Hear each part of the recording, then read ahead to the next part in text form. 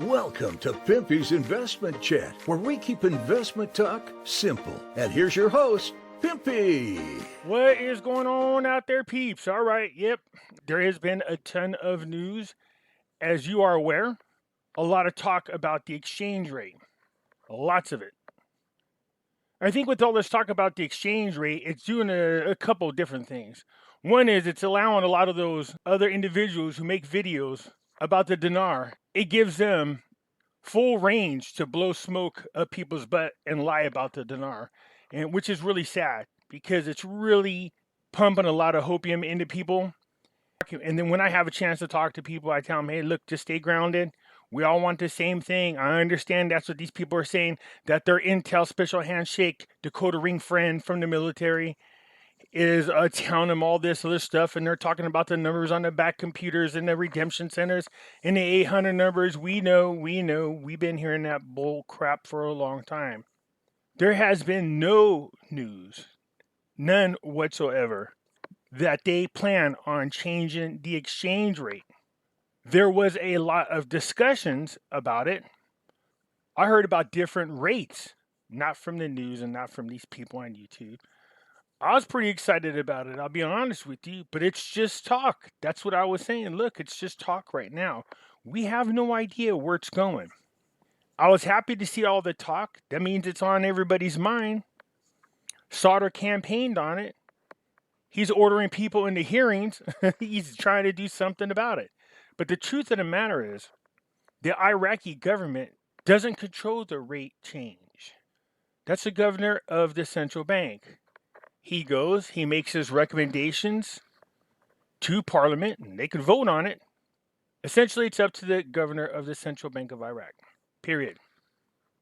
We haven't even had the new government formed, and already there's hearings about the monetary policies and the economic decisions that were made under Al-Kadhimi. The finance minister, they had the governor of the Bank of Iraq there. Al-Kadhimi's getting ready to testify. I mean, there's a lot of people out there that are accusing these people of corruption.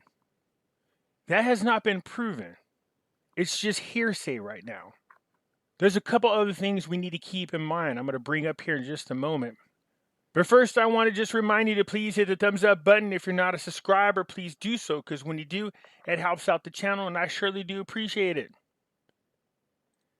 If you're thinking about buying gold and silver, and you should, it's starting to go up, give a consideration to our friends over there at Money Metals Exchange.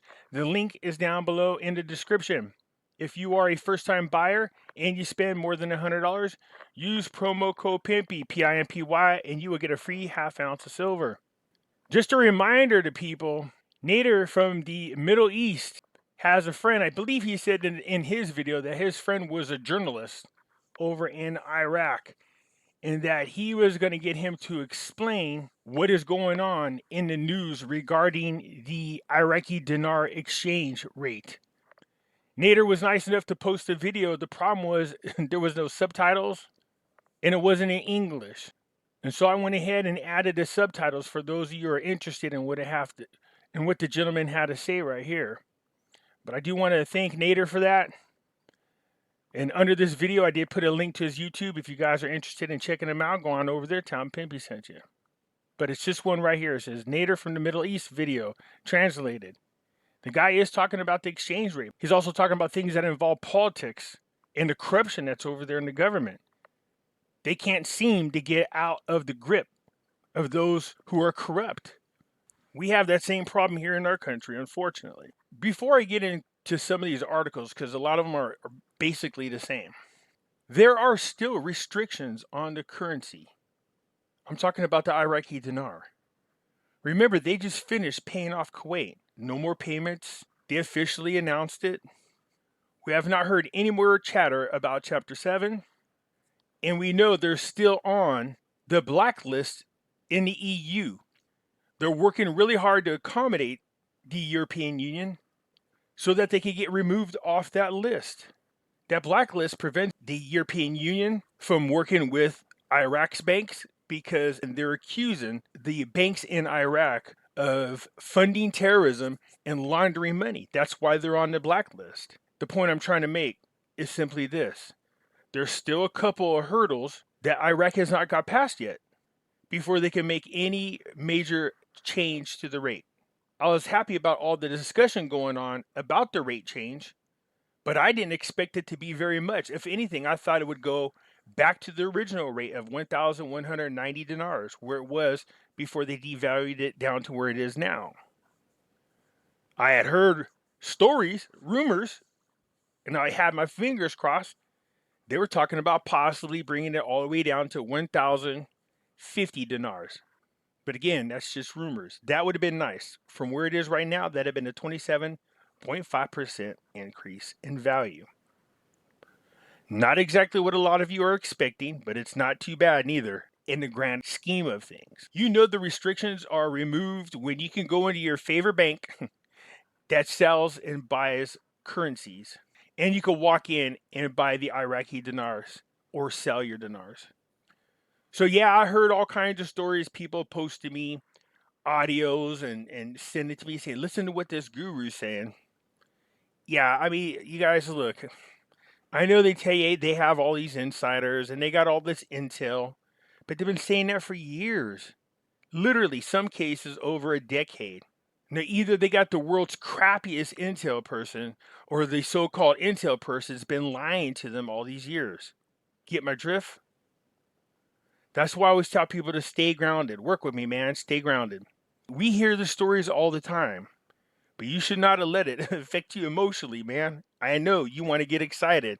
I get that. There is a lot of chatter about the exchange rate, more than we heard in a long time. But they're not just going to come out and say in the news, hey, this is what we're going to change the rate to before they actually change the rate. Because then if it's something major, well, then everybody and their mama is going to run over and buy IQD just so they can benefit from the rate change. So it's not even going to be in the news until after it's already been changed. I still think it's going to be done in increments. There's a part of me that still feels like there is going to be a change to the rate in this budget. A small one, not major. I think they're going to go back to the original. I'd like to see better. But Iraq has come a long ways over these last couple years, last year and a half especially. I've talked to people that's been hearing these stories, watching the news, watching one setback after another setback in regards to Iraq. And it's just frustrating. They start to move forward. They start to make progress. It looks like they're going to get back on track. And then something new pops up. I said we would start to see the Iraqi dinar gain on the US dollar as the US dollar lost its value. That's in the news, come to find out. But anyways, look, don't give up hope, man.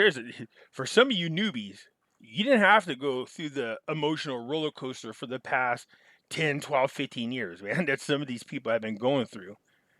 There's people been lying to them for so long. Telling them it's going to happen tomorrow. It's going to happen this day. Their secret handshake, decoder ring, intelligent backscreen, redemption center, 800 number calling friend said it was going to happen next week for sure. Redemption center people are standing by. Those people have been standing by so long they look like skeletons. Yeah, I'm not even kidding. All right? Don't listen to those people. They're full of crap. Anyways, here we go. No one can evade changing the dollar exchange, and the travel ban will not frighten the honest finance minister. So I told you people have been pulled to parliament to testify. We know the central bank of Iraq's governor was there. They just brought in the finance minister. Alawi was there and he testified. Apparently his testimony was so dang strong and good. It wasn't what people were expecting. What he's trying to tell them is, look, we are on the right track. There have been phenomenal results in this first year. Don't blow it. So what ended up happening was during Alawi's testimony, you got all these people going, oh yeah, we never should have changed the rate. Point fingers at this current government, not Sauder's government. I'm talking about under the President Souleh, Prime Minister Al-Kadhimi.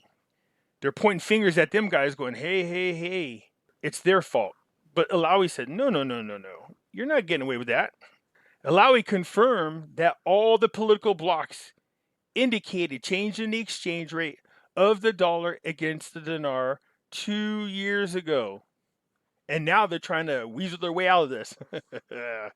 Alawi said in a tweet on Twitter, the change in the dollar exchange rate came after consultations with all the blocs that participated in the government and therefore trying to evade responsibilities for this decision and throw it at others will not deceive the people. Travel ban orders are issued against those convicted or implicated in suspicion of corruption and crimes by the judiciary, and they cannot be subject to whims and moods and will not frighten the efficient and impartial like Alawi, the Minister of Finance, especially as he asked the Speaker of the House of Representatives to hold a session of the House of Representatives and vote on confidence. He said, as a minister, be allowed to speak on the economy and the exchange rate. He thanked the Parliament for holding a meeting on the 20th, actually the 19th, which was attended by the governor of the central bank and was interrupted by the finance minister, Alawi, to discuss the repercussions of the rise in the exchange rate of the dollar against the dinar. Anyways, the finance minister, Alawi, was put on travel ban, so let's see if it gets lifted. Anyways, his finance minister, Alawi, who held ministerial positions after 2003, surprised the scene with his strong and unexpected statements, contrary to what is known for his calmness and avoidance and excitement in the media, and said that he's more than ready to go testify and defend the policy decision making. So here we go. It's still happening, although it gained back just a little bit. A new drop in a dollar in Baghdad and exchange offices. The currency market is turbulent. What they're saying here is the US dollar is dropping in value against the dinar. Now, don't get me wrong, the changes are minute. They're not huge, but they're at least happening. That's over there in the Iraqi exchange. Now, again, it's not that big. Instead, you're getting like 1,465 dinars for every dollar. Well, now you get 1,452. Talking about 13 dinars. And I think Iraq's going to continue to benefit from it. Now, I don't expect the US dollar to fall overnight, although it's very possible. But it is going to gradually go down. I know you guys that keep hitting me up going, no, Pimpy's not going to happen because we're the reserve dollar. Well, in case you haven't been paying attention, there's a lot of countries moving away from using the US dollar as the trade dollar. Russia and China now trade without using the US dollar. What Iraq needs to do is stop allowing the use of the US dollar there and focus on strengthening the Iraqi dinar. So since there's been so much talk and so many rumors about the exchange rate, the exchange offices demand the central bank determine its position on the exchange rate. Rumors confuse the markets. So it goes on to say right here, the owner of the Frizz exchange office said in an interview with the news, what is currently happening with regard to the process of buying and selling the dollar is just jurisprudence. Even for the major stock exchanges, and these jurisprudence is driven by rumors that in turn confuse the market, noting that what is happening of the dollar sales belongs to the citizens, those who fear the dollar will fall more, and not the exchange companies, as a result of rumors that indicate a decrease in the dollar. Well, that's not a rumor. There's a decrease in the dollar, but I think what they're trying to say here is the rumors that are floating around is that the dollar is losing its value against the dinar and a new rate change is going to be announced. That's what they're talking about. Sauter standing tough, man. He's having a hard time. If you guys watch that journalist talk, he's telling people, man, there's a lot of evil people that are around Sauter, and Sauter needs to be careful about who he consults with. Remember, Sauter did put out a tweet saying that he was disappointed that Iraq cannot get out of the grip of those who are corrupt. No matter what he does, he has to negotiate with them in order to move forward with the government he wants. And he's not happy about that.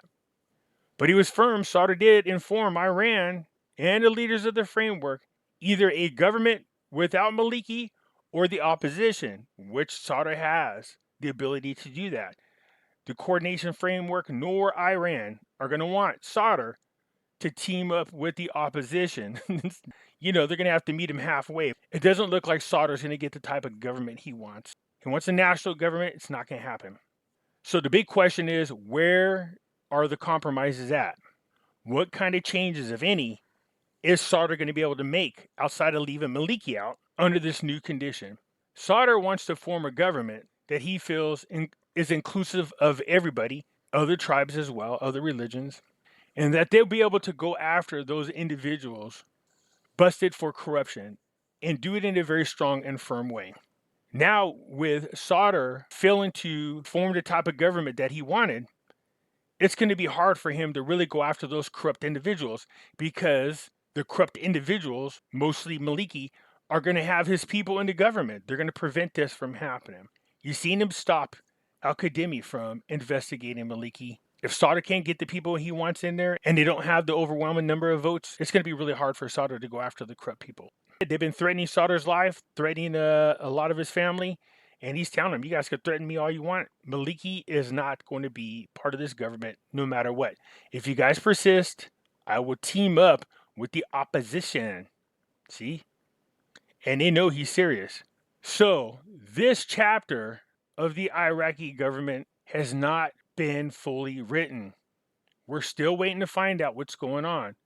Now they're talking about in this next session, not only nominating the next president and then voting on him, but then also nominating the prime minister as well. See, here's another article from yesterday. It says the dollar continues to decline against the dinar. The continued depreciation of the exchange rate in Baghdad. U.S. dollar closes lower in Baghdad markets. As you can see, article after article after article, there's a lot of pressure from people. And it's not just the government, you guys. The Iraqi people, they actually want the old rate reinstated. I'm talking about the $3.22 one. When you decrease your currency, it affects the poor, causes inflation. We know this. So it says a noticeable decline in the dollar at the closing of the Baghdad Stock Exchange. It's noticeable, but it ain't that noticeable. So then the central bank came out and said, look, here you go. We'll resolve the controversy right now.